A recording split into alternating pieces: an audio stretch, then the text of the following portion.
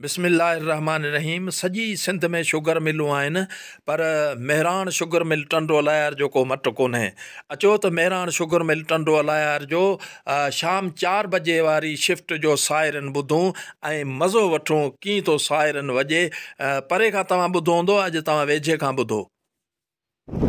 दोस्तों, तव्हां मुख़्तलिफ़ फैक्ट्रियूं यानी मिल्स जा हारून या सायरन ॿुधा हूंदा, पर अॼु असां तव्हांखे मेहरान शुगर मिल टंडो अलायार जो शाम 4 बजे जी शिफ्ट वारो सायरन ॿुधायूं था ऐं तव्हां ॿुधो।